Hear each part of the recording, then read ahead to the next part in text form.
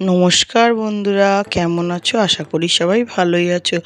আজকে আমি চলে এসেছি তোমাদের কাছে একটা নতুন রেসিপির ভিডিও নিয়ে।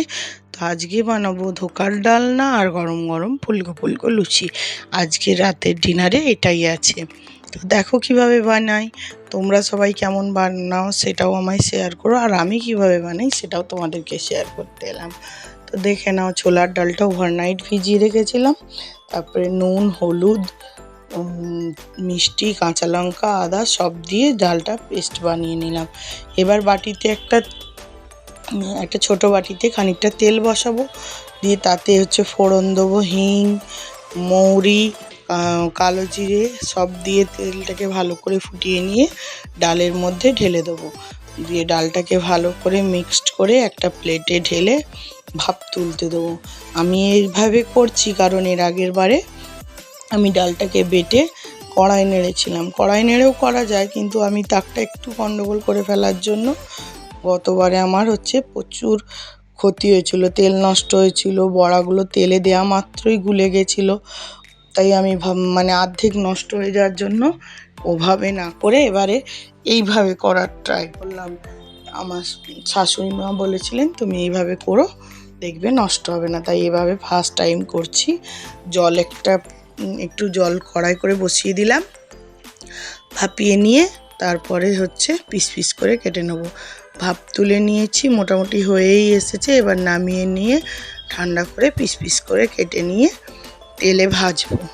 ভাজা কমপ্লিট হলেই গ্রেভি করে নেব।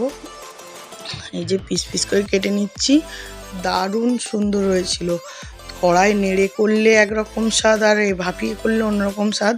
তা তোমার কোনো কিছুই মনে হবে না। তুমি যদি এইভাবে তেল গরম করে হিং ফোড়ন দিয়ে সব ফোড়ন দিয়ে ডালটাকে নেড়ে ভাপ তুলতে দাও, তোমার স্বাদের কোনো হেরফের হবে না। যেমন তুমি চাইছিলে পুরো সেরকমই স্বাদ হবে, একদম রেস্টুরেন্ট স্টাইলে কিংবা রাঁধুনি মাউনের স্টাইলে। আমি তো এর আগেও ওভাবে করেছি, এভাবেও করেছি, দুবারই স্বাদ খুব সুন্দর হয়েছিল। দেখো পিসগুলো একদম একটা উঠেছে, একটুও ভাঙেওনি, কিচ্ছু হয়নি, সুন্দরভাবে ভাজা গেছে, একটাও গুলেও যায়নি, কিচ্ছু হয়নি। আর অল্প তেলেই ভাজাগুলো হয়ে গেছে।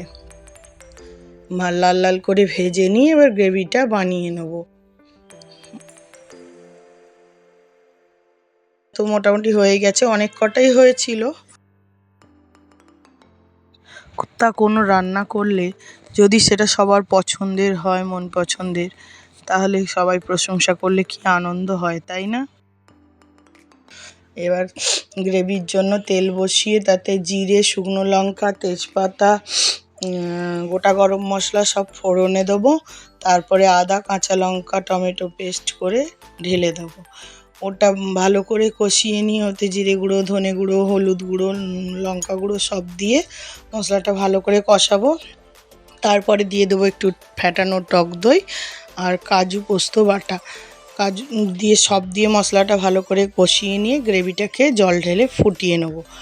তো গ্রেভিটা ভালো করে ফুটে যাওয়ার পর একটু ঘি আর গরম মশলা দিয়ে দেবো, কারণ ঘি গরম মশলাটা পরে দিলে হবে না, কারণ বড়াগুলো গ্রেভিতে দেওয়ার পরে আর বেশি নাড়াচাড়া করা যাবে না। তাই ঘি গরম মশলা দিয়ে নেড়ে বড়াগুলোকে দিয়ে দেবো।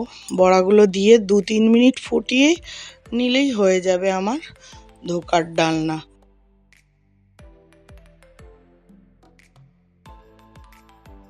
লুচিটা হয়ে গেলেই আজকের রাতের ডিনার কমপ্লিট হয়ে যাবে।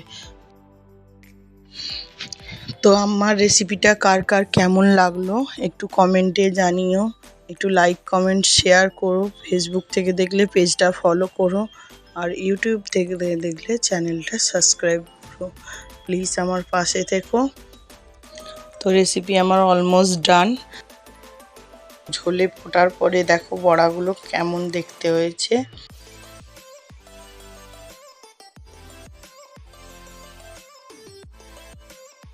সব বড়াগুলো দিয়ে দিলাম, একটু ফুটিয়েই নামিয়ে নেব।